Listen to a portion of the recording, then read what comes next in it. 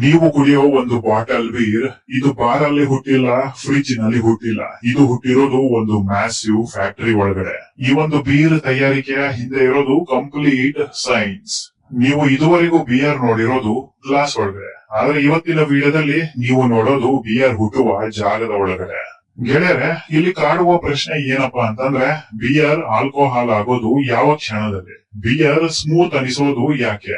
Beer ಕುಡಿಯೋದ್ರಿಂದ complete ಆಗಿ safe ಅಂತ ಜನ ಯಾಕೆ ಥಿಂಕ್ ಮಾಡ್ತಾರೆ? ಈ ವಿಡಿಯೋ ಅಂತ್ಯಕ್ಕೆ ನಿಮ್ಮ ಬಿಯರ್ ಬಗ್ಗೆ ಇರುವ ಒಪಿನಿಯನ್ ಕಂಪ್ಲೀಟ್ ಆಗಿ ಚೇಂಜ್ ಆದರೂ ಆಗಬಹುದು. ಬಹುತೇಕ ಜನಗಳು ಹೇಳ್ತಾರೆ ಬಿಯರ್ ಲಿಕ್ಕರ್ ಅಲ್ಲ, beer light drink, beer harmful ಅಲ್ಲವೇ ಅಲ್ಲ ಅಂತ. ಆದ್ರೆ ಸತ್ಯ ಏನಪ್ಪಾ ಅಂತಂದ್ರೆ, ಬಿಯರ್ ಕೂಡ ಆಲ್ಕೋಹಾಲ್, ಬಿಯರ್ ಕೂಡ ಅಡಿಕ್ಷನ್ ಕೊಡುತ್ತೆ, ಬಿಯರ್ ಕೂಡ ಲಿವರ್ ಡ್ಯಾಮೇಜ್ ಮಾಡುತ್ತೆ. ಬಿಯರ್ ಫಾಸ್ಟ್ ಆಗಿ ದೇಹವನ್ನು ಅಟ್ಯಾಕ್ ಮಾಡೋದಿಲ್ಲ, ಸ್ಲೋಲಿ ಅಟ್ಯಾಕ್ ಮಾಡುತ್ತೆ. ಫ್ಯಾಕ್ಟರಿ ಪ್ರೊಸೆಸ್ ನೋಡಿದ್ರೆ ನಿಮಗೆ ಖಂಡಿತವಾಗಿಯೂ ಗೊತ್ತಾಗುತ್ತೆ.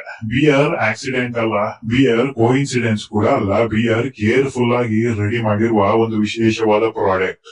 ಗೆಳೆಯರೆ, ಈಗ ಫ್ಯಾಕ್ಟರಿ ಒಳಗಡೆ ಹೋಗೋಣ. ಬಿಯರ್ ಹೇಗೆ ತಯಾರು ಮಾಡ್ತಾರೆ ಅಂತ ಕಣ್ಣಾರೆ ನೋಡೋಣ. ಬಿಯರ್ ಫ್ಯಾಕ್ಟರಿ ಒಳಗಡೆ ಶುರುವಾಗೋದು ಯಂತ್ರಗಳಿಂದಲ್ಲ, ಕಚ್ಚಾ ವಸ್ತುಗಳಿಂದ. ಬಿಯರ್ ತಯಾರಿಸೋದಕ್ಕೆ 4 ಬೇಸಿಕ್ ಇಂಗ್ರೀಡಿಯೆಂಟ್ಸ್ ಗಳು ಬೇಕು. 1ನೇ ಇಂಗ್ರೀಡಿಯೆಂಟ್ಸ್ ನೀರು, 2ನೇ ಇಂಗ್ರೀಡಿಯೆಂಟ್ಸ್ ಬಾರ್ಲಿ ಅಥವಾ ಧಾನ್ಯ, 3ನೇದು ಹೋಪ್ಸ್ ಅಥವಾ ಹಾಪ್ಸ್ ಹೂವುಗಳು, 4ನೇದು ಈಸ್ಟ್. ಬಿಯರ್ ನೋಡೋದಕ್ಕೆ ತುಂಬಾ ಸಿಂಪಲ್ ಅನಿಸುತ್ತೆ, ಆದರೆ ರಿಯಾಲಿಟಿ ಸಿಂಪಲ್ ಅಲ್ಲ. ಬಿಯರ್ ಒಳಗಡೆ ಸುಮಾರು 90% ನೀರಿರುತ್ತೆ. ನೀರು ಎಷ್ಟು ಕ್ವಾಲಿಟಿ ಇರುತ್ತೋ ಬಿಯರ್ ಕ್ವಾಲಿಟಿ ಕೂಡ ಅಷ್ಟೇ ಹೆಚ್ಚಾಗುತ್ತೆ. ನೀರಿನ ಕ್ವಾಲಿಟಿ ಏನಾದ್ರೂ ಕಮ್ಮಿ ಆಯ್ತು ಅಂದ್ರೆ ಬಿಯರ್ ಕ್ವಾಲಿಟಿ ಕೂಡ ಕಮ್ಮಿ ಆಗುತ್ತೆ, ಬಿಯರ್ ಬೆಲೆ ಕೂಡ ಕಮ್ಮಿ ಆಗುತ್ತೆ. ಬಿಯರ್ ಕಾರ್ಖಾನೆಯಲ್ಲಿ ನೀರಿನಲ್ಲಿ ಕಂಟ್ರೋಲ್ ಮಾಡುವ ಮುಖ್ಯ ಅಂಶಗಳು ಯಾವ್ದಾವ್ದಪ್ಪ ಅಂತಂದ್ರೆ pH ಲೆವೆಲ್. pH ಏನಾದ್ರೂ ಜಾಸ್ತಿ ಆದ್ರೆ ಫರ್ಮೆಂಟೇಶನ್ ಸರಿಯಾಗಿ ಆಗಲ್ಲ, ಬಿಯರ್ ಟೇಸ್ಟ್ ಬಿಟರ್ ಆಗುತ್ತೆ. ಕಾರ್ಖಾನೆಯಲ್ಲಿ ನೀರಿನ ಒಳಗಡೆ ಕ್ಯಾಲ್ಸಿಯಂ, ಮೆಗ್ನೀಷಿಯಂ, ಸಲ್ಫೇಟ್ ಅನ್ನು ಅಧಿಕ ಪ್ರಮಾಣದಲ್ಲಿ ಬೆರೆಸ್ತಾರೆ. ಈ ರೀತಿ ಮಾಡೋದ್ರಿಂದ ಬಿಯರ್ಗೆ ಒಂದು ಶೇಪ್ ಕೊಡುತ್ತೆ, ಫ್ಲೇವರ್ ಹೆಚ್ಚಿಸುತ್ತೆ, ಈಸ್ಟ್ ಗೆ ಸಪೋರ್ಟ್ ಸಿಗುತ್ತೆ. ಬಿಯರ್ ಸ್ಟ್ರಾಂಗ್ ಫ್ಲೇವರ್ ಬರಬೇಕು ಅಂತಂದ್ರೆ ಹಾರ್ಡ್ ವಾಟರ್ ಯೂಸ್ ಮಾಡ್ತಾರೆ. ಸ್ಮೂತ್ ಅಂಡ್ ಲೈಟ್ ಬಿಯರ್ ಬೇಕು ಅಂತಂದ್ರೆ ಸಾಫ್ಟ್ ವಾಟರ್ ಬೆರೆಸ್ತಾರೆ. ಗೆಳೆಯರೆ, ಇದೇ ಕಾರಣಕ್ಕೆ ಹೇಳೋದು ಬಿಯರ್ ಆತ್ಮ ನೀರು ಅಂತ. ನೀರು ಸಂಪೂರ್ಣವಾಗಿ ತಯಾರಾದ ಮೇಲೆ ಮುಂದಿನ ಹಂತ ಶುರು ಆಗುತ್ತೆ. ಮುಂದಿನ ಹಂತ ಬಾರ್ಲಿ ಪ್ರೊಸೆಸಿಂಗ್, ಅಂದರೆ ಬಾರ್ಲಿ ಮಾಲ್ಟಿಂಗ್ ಪ್ರೊಸೆಸಿಂಗ್. ಬಿಯರ್ ತಯಾರಿಕೆಯಲ್ಲಿ ಧಾನ್ಯವನ್ನು ನೇರವಾಗಿ ಉಪಯೋಗಿಸುವುದಕ್ಕೆ ಆಗೋದಿಲ್ಲ. ಮೊದಲು ಬಾರ್ಲಿನ ಚೆನ್ನಾಗಿ ಕ್ಲೀನಿಂಗ್ ಮಾಡಲಾಗುತ್ತೆ. ಬಾರ್ಲಿಯಲ್ಲಿ ಏನಾದ್ರೂ ಧೂಳು, ಕಲ್ಲು, ಮಣ್ಣು, ಮುರಿದ ಧಾನ್ಯಗಳು ಏನಾದ್ರೂ ಇದ್ರೆ ಕಂಪ್ಲೀಟ್ ಆಗಿ ಕ್ಲೀನ್ ಆಗಲೇಬೇಕು. ಕಾರ್ಖಾನೆ ಒಳಗಡೆ ದೊಡ್ಡ ದೊಡ್ಡ ಕ್ಲೀನಿಂಗ್ ಮಷಿನ್ಸ್ ಗಳು ಇರುತ್ತೆ. ಈ ಮಷಿನ್ಸ್ ಒಳಗಡೆ ಬಾರ್ಲಿ ಹೋಗುತ್ತೆ, ಸಂಪೂರ್ಣವಾಗಿ ಕ್ಲೀನ್ ಆಗುತ್ತೆ. ಈಗ ಕ್ಲೀನ್ ಆದ ಬಾರ್ಲಿ ಮುಂದಿನ ಹಂತಕ್ಕೆ ಹೋಗುತ್ತೆ. ಮುಂದಿನ ಹಂತ ಏನಪ್ಪಾ ಅಂತಂದ್ರೆ, ಕಾರ್ಖಾನೆ ಒಳಗಡೆ ದೊಡ್ಡ ದೊಡ್ಡ ವಾಟರ್ ಟ್ಯಾಂಕ್ಸ್ ಗಳು ಇರುತ್ತೆ. ಈ ವಾಟರ್ ಟ್ಯಾಂಕ್ಸ್ ಒಳಗಡೆ ನೀರನ್ನು ತುಂಬಿಸ್ತಾರೆ, ನೀರಿಗೆ ಕ್ಲೀನ್ ಆದ ಬಾರ್ಲಿಯನ್ನು ಸುರಿತಾರೆ. ಮತ್ತೆ ಬಾರ್ಲಿನ ನೀರಲ್ಲಿ ತೊಳಿತಾರ ಅಂತ ನೀವು ಕೇಳಬಹುದು. ಖಂಡಿತವಾಗಿಯೂ ತೊಳೆಯೋದಿಲ್ಲ, ನೀರಿನಲ್ಲಿ ನೆನೆ ಹಾಕುತ್ತಾರೆ. ನೀರಿನಲ್ಲಿ ಬಾರ್ಲಿನ ನೆನೆ ಹಾಕಿದಾಗ ನೀರನ್ನು ಬಾರ್ಲಿ ಹೀರುತ್ತೆ. ಬಾರ್ಲಿಯ ಮಾಯಿಶ್ಚರ್ ಕಂಟೆಂಟ್ ಸುಮಾರು 40ರಿಂದ 45% ತನಕ ಏರುತ್ತೆ. ನೀರನ್ನು ಹೀರಿದ ಮೇಲೆ ಬಾರ್ಲಿಯನ್ನು ತಕ್ಷಣ ಟೆಂಪರೇಚರ್ ಕಂಟ್ರೋಲ್ಡ್ ಮಷಿನ್ ಒಳಗಡೆ ತುಂಬಿಸ್ತಾರೆ. ಈ ಒಂದು ಟೆಂಪರೇಚರ್ ಕಂಟ್ರೋಲ್ಡ್ ಮಷಿನ್ ಗಳ ಸಹಾಯದಿಂದ ಬಾರ್ಲಿಯಲ್ಲಿ ಅತಿ ವೇಗವಾಗಿ ಮೊಳಕೆ ಬರುತ್ತೆ. ಮೊಳಕೆ ಯಾವಾಗ ಬರುತ್ತೆ, ಬಾರ್ಲಿ ಒಳಗಡೆ ಇರುವ ಸ್ಟಾರ್ಚ್ ಕಂಪ್ಲೀಟ್ ಆಗಿ ಒಡೆದು ಒಂದು ಶುಗರ್ ಕಂಟೆಂಟ್ ಹೊರಗಡೆ ಬರುತ್ತೆ.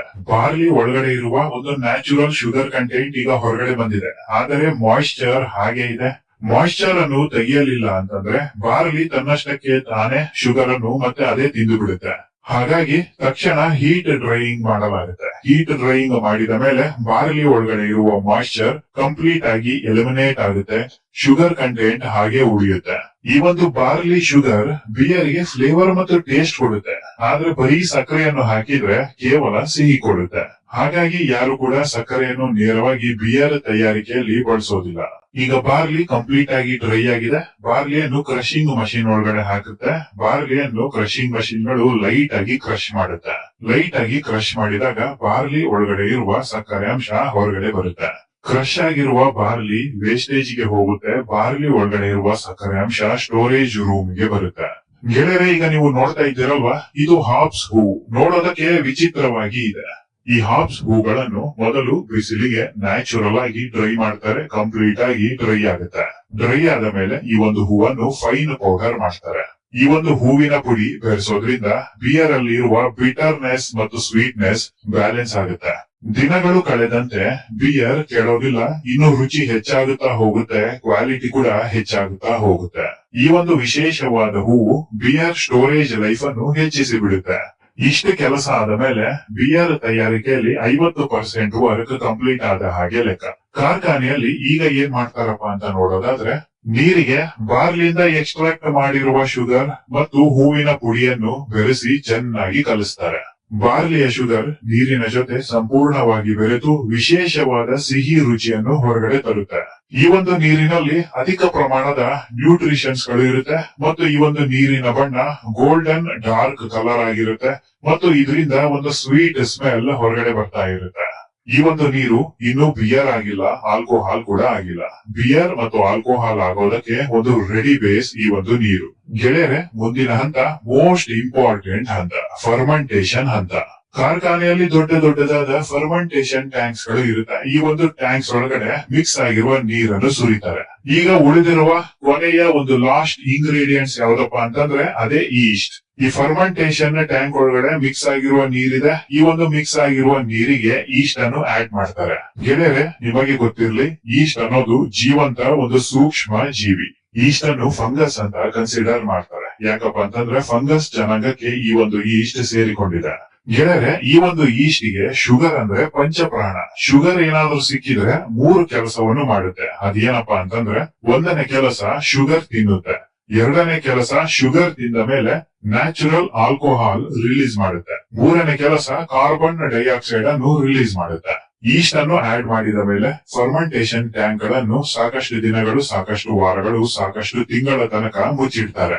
ಫರ್ಮೆಂಟೇಶನ್ ಯಾಕೆ ಮಾಡ್ತಾರಪ್ಪ ಅಂತಂದ್ರೆ ಸ್ಮೂತ್ ಟೇಸ್ಟ್ ಬರುತ್ತೆ, ಡೀಪ್ ಫ್ಲೇವರ್ ಬರುತ್ತೆ, ಸ್ಮೆಲ್ ನ್ಯಾಚುರಲ್ ಆಗಿ ಬರುತ್ತೆ.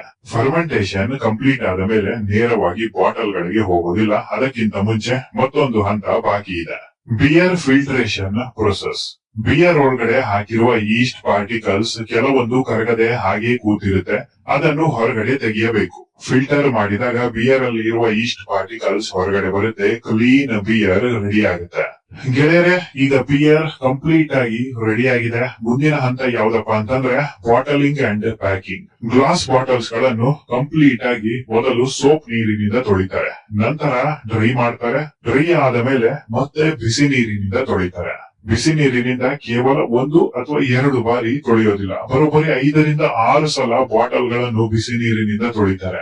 ಯಾಕಪ್ಪ ಅಂತಂದ್ರೆ ಬಾಟಲ್ ಒಳಗಡೆ ಯಾವುದೇ ರೀತಿ ಬ್ಯಾಕ್ಟೀರಿಯಾಗಳು ಇರಬಾರದು, ಯಾವುದೇ ರೀತಿ ಧೂಳಿರಬಾರದು.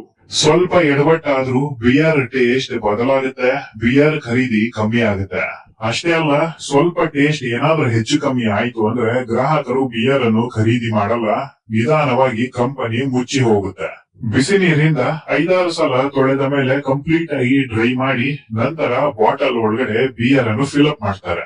ನಂತರ ಕ್ಯಾಪ್ ಸೀಲಿಂಗ್ ಮಷೀನ್ಸ್ ಗೆ ಬಿಯರ್ ಅನ್ನು ಪಾಸ್ ಮಾಡ್ತಾರೆ. ಅಲ್ಲಿ ಕ್ಯಾಪ್ ಗಳು ಸೀಲ್ ಆಗುತ್ತೆ, ನಂತರ ಪ್ಯಾಕಿಂಗ್ ಗೆ ಹೋಗುತ್ತೆ, ಪ್ಯಾಕ್ ಆಗುತ್ತೆ, ಮಾರಾಟಕ್ಕೆ ಹೋಗುತ್ತೆ.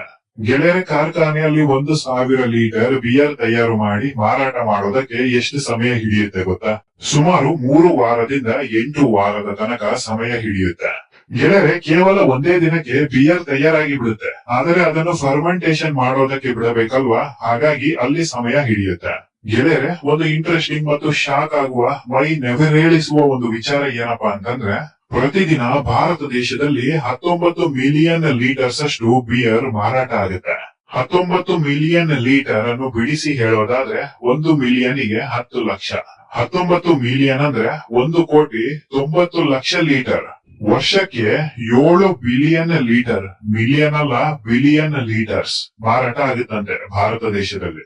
7 ಬಿಲಿಯನ್ ಅನ್ನು ಬಿಡಿಸಿ ನಂಬರ್ ಅಲ್ಲಿ ಹೇಳೋದಾದ್ರೆ ಬರೋಬ್ಬರಿ 700 ಕೋಟಿ ಲೀಟರ್ಸ್ ಅಷ್ಟು ಬಿಯರ್ ಮಾರಾಟ ಆಗುತ್ತೆ. ಗೆಳೆಯರೆ, ಒಂದು ಸಲ ಯೋಚಿಸಿ ನೋಡಿ, ಬಿಯರಿನ ವಾರ್ಷಿಕ ಆದಾಯ ಭಾರತ ದೇಶದಲ್ಲಿ ಎಷ್ಟಿರಬಹುದು? ಪ್ರತಿ ವರ್ಷ ಬಿಯರ್ ವ್ಯಾಪಾರ ಬರೋಬ್ಬರಿ 1 ಲಕ್ಷ ಕೋಟಿಯಿಂದ 1.5 ಲಕ್ಷ ಕೋಟಿಯ ತನಕ ಆಗುತ್ತಂತೆ. ಇಷ್ಟೊಂದು ದುಡ್ಡು ಬರುವಾಗ ಬಿಯರ್ ಅನ್ನು ಹೇಗೆ ಬ್ಯಾನ್ ಮಾಡೋದಕ್ಕೆ ಸಾಧ್ಯ? 101% ಬ್ಯಾನ್ ಮಾಡೋದಕ್ಕೆ ಸಾಧ್ಯನೇ ಇಲ್ಲ.